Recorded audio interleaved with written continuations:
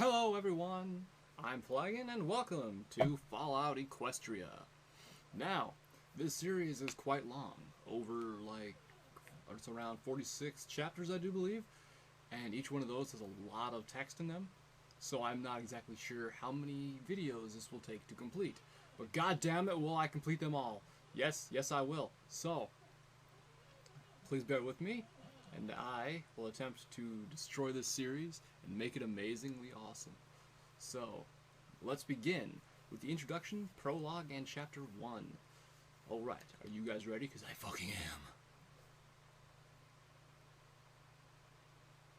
Once upon a time, in the magical land of Equestria, there came upon an era when the ideals of friendship gave way to greed, selfishness, paranoia, and a jealous reaping of dwindling space and natural resources. Lands took up arms against their neighbors. The end of the world occurred, much as we had predicted. The world was plunged into an abyss of balefire and dark magic. The details are trivial and pointless.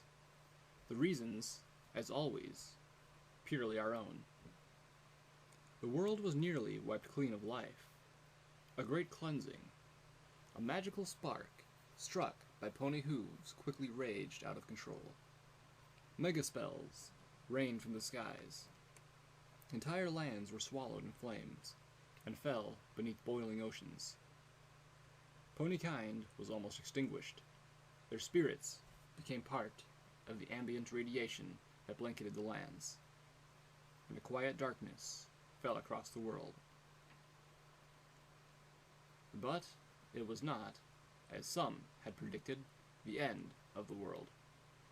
Instead, the apocalypse was simply the prologue to another bloody chapter in pony history. In the early days, thousands were spared the horrors of the Holocaust by taking refuge in enormous underground shelters known as stables. But when they emerged, they had only hell of the wastes to greet them. All except those in Stable 2. For on that fateful day, when spellfire rained from the skies, the giant steel door of Stable 2 swung closed and never reopened.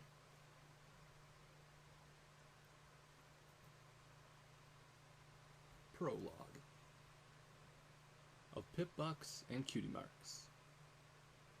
I'm going to tell you about the adventure of my life. Explain how I got to this place, with these people, and why I did what I'm going to do next. I should probably start by explaining a little bit about pip-bucks. What's a pip-buck?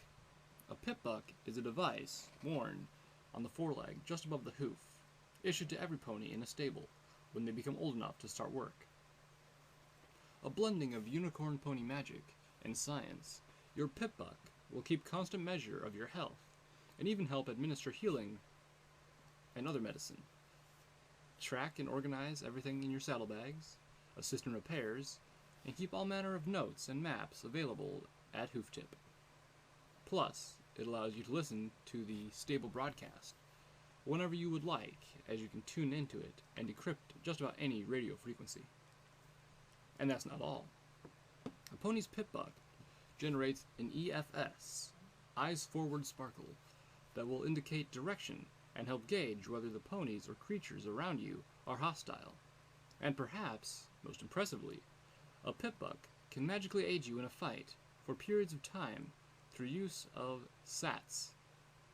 Stable Tactic Arcane Targeting Spell. Oh, and a feature not to be forgotten. It can keep track of the location of tagged objects or people, including the wearers of other pip-bucks. So, if a pony somehow got lost, don't ask me how you could get lost in the stable, but it does happen on occasion, that any pony who knew the lost pony's tag could find them instantly.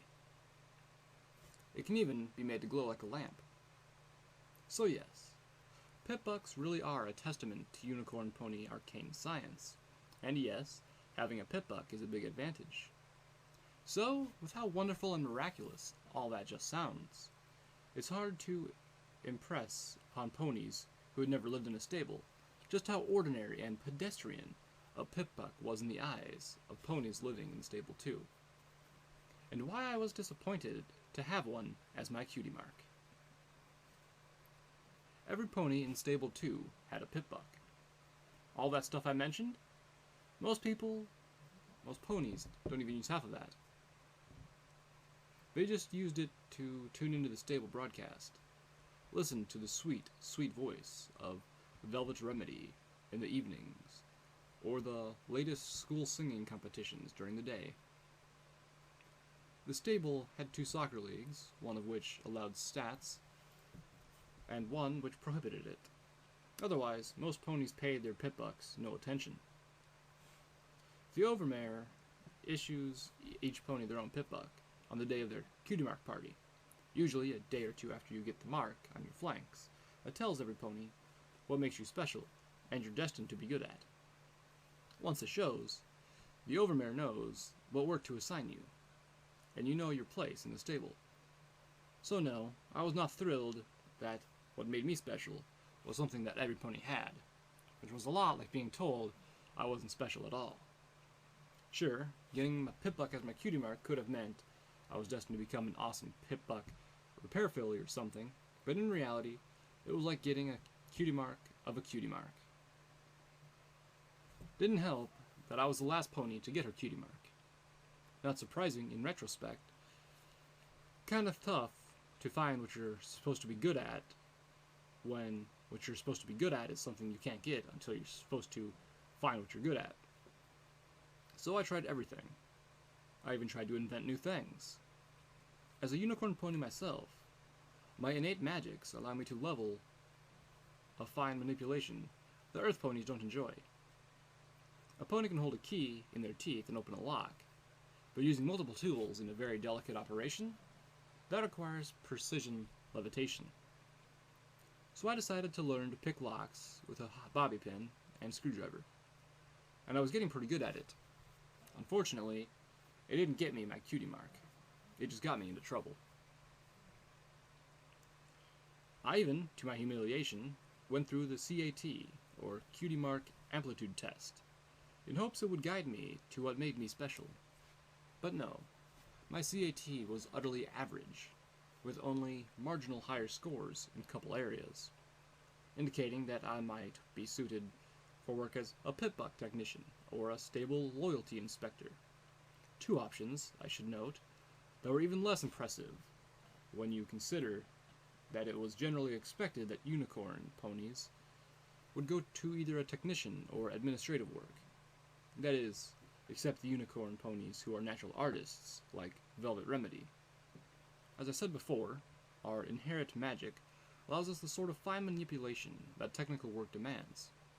Likewise, the overmare and her government were always unicorn ponies.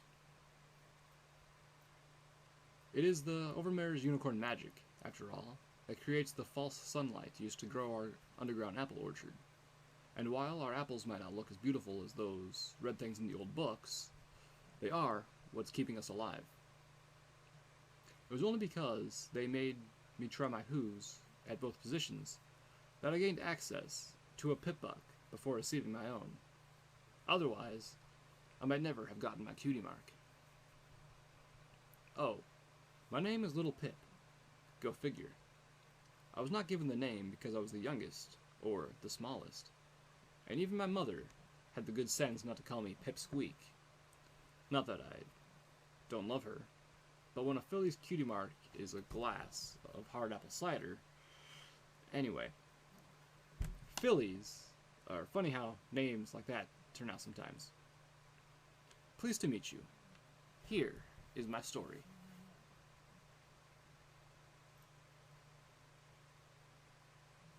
Chapter 1. Out of the Stable. Because in Stable 2, no pony ever enters, and no pony ever leaves. Gray.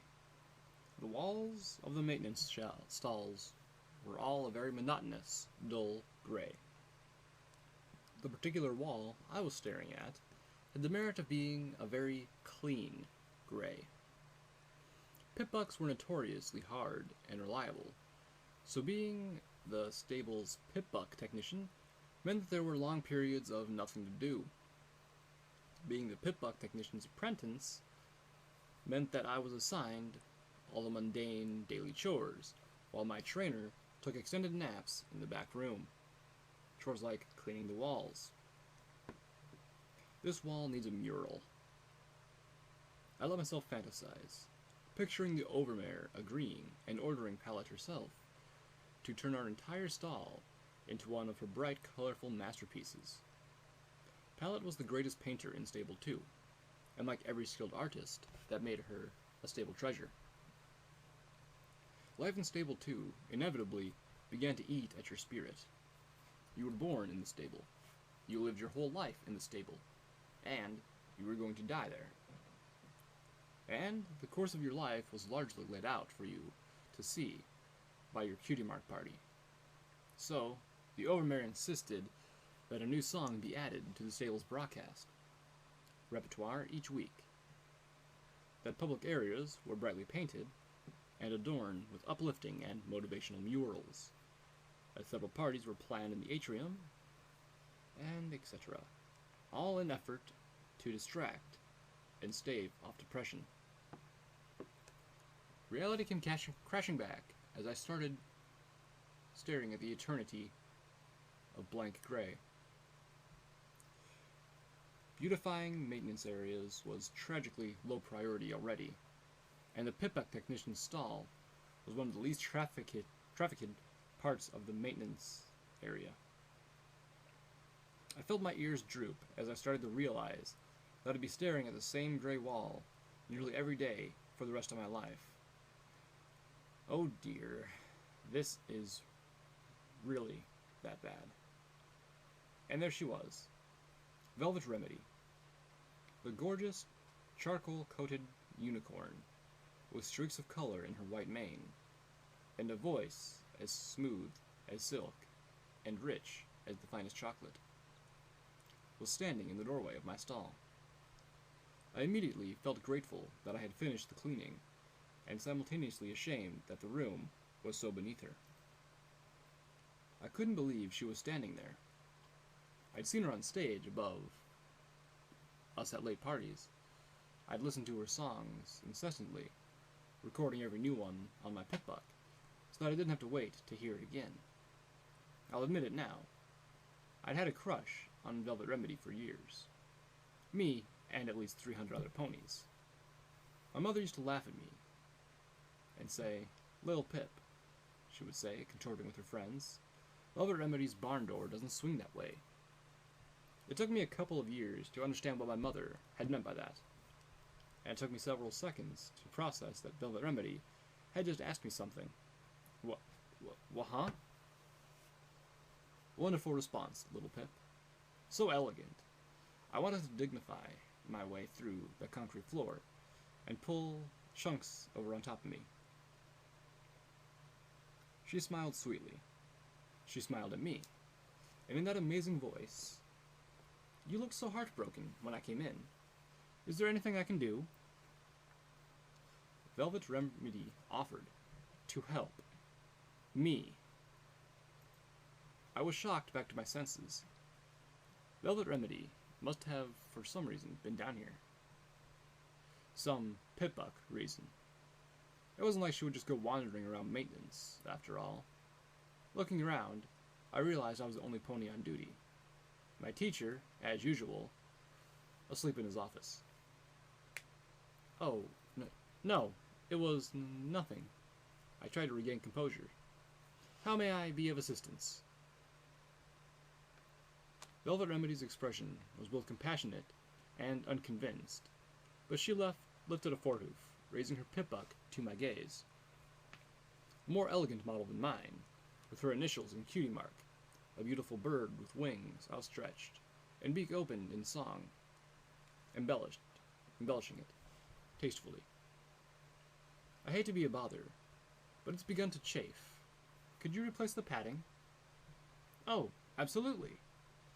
I was already levitating the special key used to unlock a pip-buck from a pony's forehoof. As an apprentice pip-buck technician, I had all manner of special precision tools in the pockets of my utility barding. I'll have it done right quick. The pip-buck came off with a clink. Velvet Remedy chuckled hesitantly, lowering her hoof. Oh, no, that's all right. Take your time. I'm going to put some salve on this leg back in my room, and rest up for the afternoon. That's right. Velvet Remedy was performing at Stable 2 Saloon tomorrow night.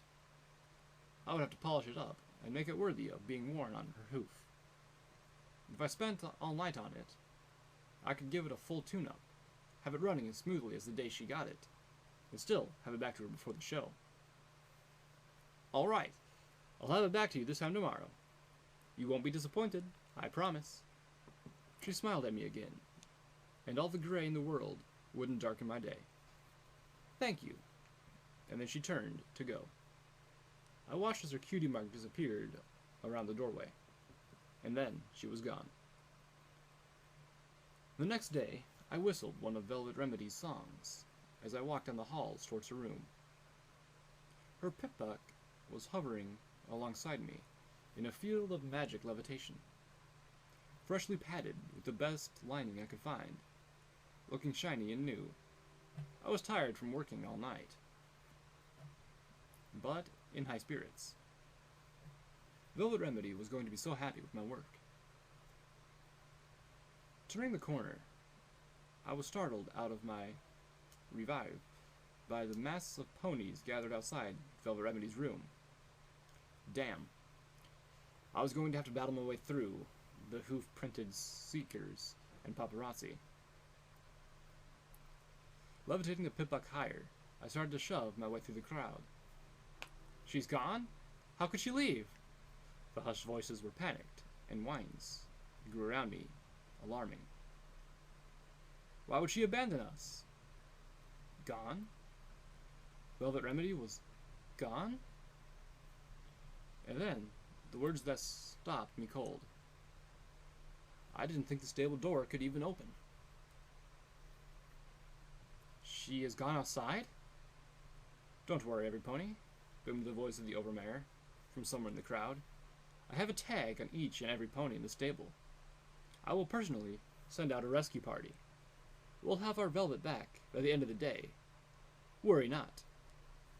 I felt I was drowning in cold, wet cement. My gaze slowly moved towards the pip-buck floating above me. I lowered my head, slowly trying to back out of the crowd, curling the floating pip-buck close. When the overmare brought up Velvet Remedy's tag, it would leave every pony, not to Velvet, but to her pip-buck, sitting in maintenance.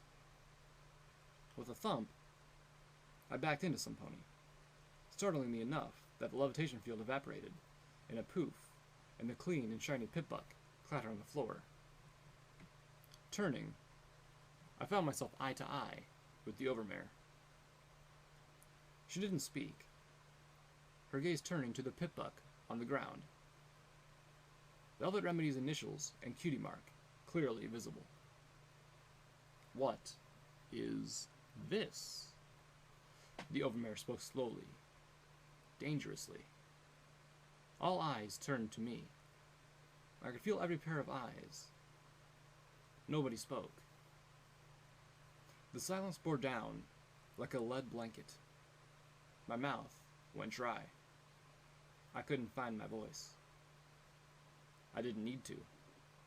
I could feel the wave of loathing. Dozens of Velvet Remedy fan ponies, and I was the pony holding the reason why their idol was lost to them. The overmare's voice was low and surprisingly gentle. Take it and go to your room, swiftly.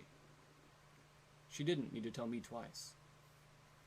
I lay on my bed that evening, poking at Velvet Remedy's pip-buck as the radio in my own played yet another iteration of the tragedy that day. I couldn't believe it. Velvet Remedy was gone. I couldn't understand. How could she leave? Why would she go? The door out of Stable 2 was closed and sealed. Only the overmare knew the secrets to opening it, assuming it even could open, which obviously it could. But why? Nobody really knew what was outside, if there was anything out there at all. Historical books suggested the world outside was blasted, lifeless, and poisonous. That was, at least, the common and logical assumption. But a ghost story some pony told at my first, and only, slumber party had given me horrible nightmares, and still lurked in the shadows of my head. A tale of a pony who somehow got the stable door open and stepped outside, only to find that there was no outside.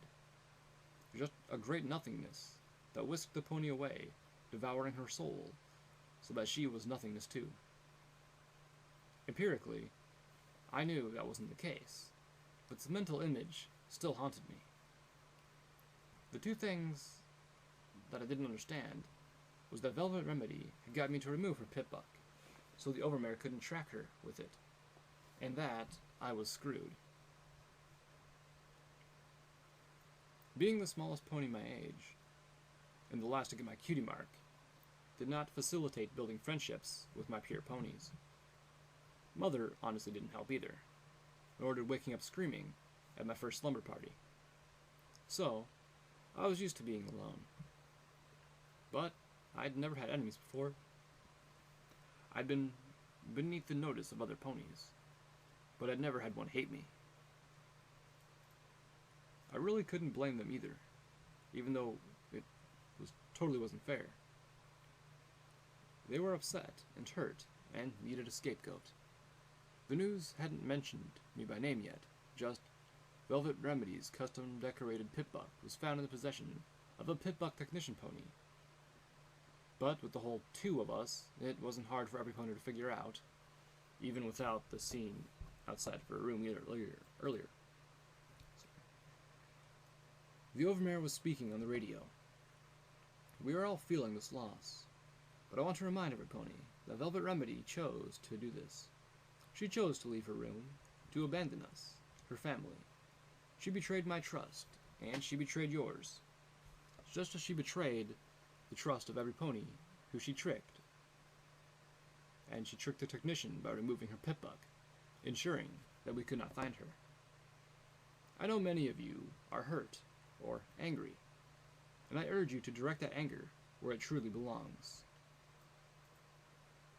As thankfully as I was for her words, it wasn't going to change the resentment that I would face every day. Even if every pony kept it to themselves, it hung in the air like old smoke. I distracted myself with the errant pip-buck, taking note of an encrypted file. I had spotted it yesterday, figuring it was probably an unfinished new song. I didn't want to open it then, both out of respect for Velvet Remedy's privacy and a dislike for spoilers, but I guessed it didn't matter anymore. The song would never be played. Opening a pouch on my utility barting, I withdrew an access tool that would allow me to remove the encryption safely and easily. It was a sound file. I played it. The override code for opening the door to Stable 2 is CMC3BFF. I shot up in surprise at what I had heard. Swiftly, I turned off the radio and played it again. I didn't recognize the voice.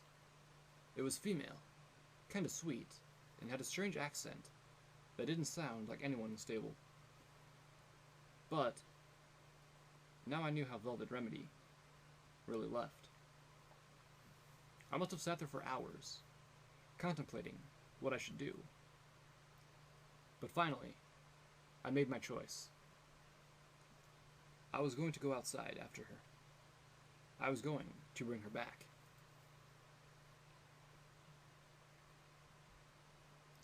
I stood there, staring at the huge door that sealed Stable 2 away from the horrors, or nothingness, outside. And at the two guard ponies who blocked my way. I had my saddlebags packed with apples and necessities. Even a big book of arcane sciences for something to read.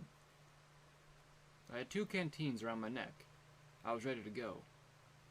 But the overmare was making sure there was no follow-up acts. Instances and glowering looks weren't getting me anywhere. My horn was glowing, but they stood their ground, unimpressed. They weren't going to let me anywhere near the control panel. "Hey, aren't you the filly who let our velvet get lost outside anyway?" one of the guards inquired daringly, taking a bullying step forward. The other guard looked away in disgust. I'm not sure if he was disgusted at me, or if he felt like the overmare seemed to about other ponies wanting to take it out on me. I was kind of hoping for the former, considering what I was about to do to them. Thud!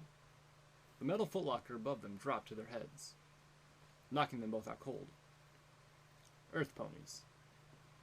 They never could see that levitating something up behind you trick coming.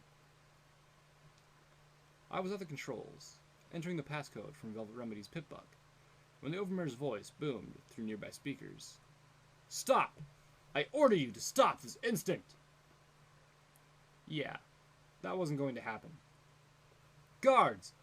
I want every guard pony at Stable 2 immediately. Stop that filly!" Oh crap. My hooves flew up to the main switch in the door, and I prayed to Celestia that the code worked. Then again, with all my strength, I threw the switch.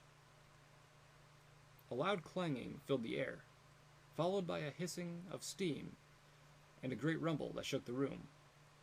As I watched, the massive bolt that held the door from swinging slid back.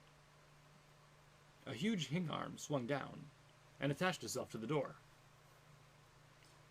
And with a teeth-hurting squeal, pulled the massive steel door out of the way. Randomly, I found myself thinking, in my mother's voice, Stable 2's barn door doesn't swing that way. The door to Stable 2 wasn't supposed to swing at all. Even though I threw the switch, I was stunned to actually see it open. "You don't have to do this, little Pip, isn't it?" The overmare's voice kicked me out of my stupor. I could hear the hooves of galloping guards drawing near. I took a step towards the door. "Don't worry, I'll bring her back." "No, you won't. If you leave here, you'll never be let back in." And for a moment, the unfairness stung. The overmare was willing to send out a search party to bring back Velvet Remedy. But then Velvet was special, and I was not. Part of me wanted to turn back right there, crawl back to my room, and my dreary but safe life. Drawing myself up, I stepped out of the door. With a final hiss and clang, the steel door of Stable 2 closed behind me.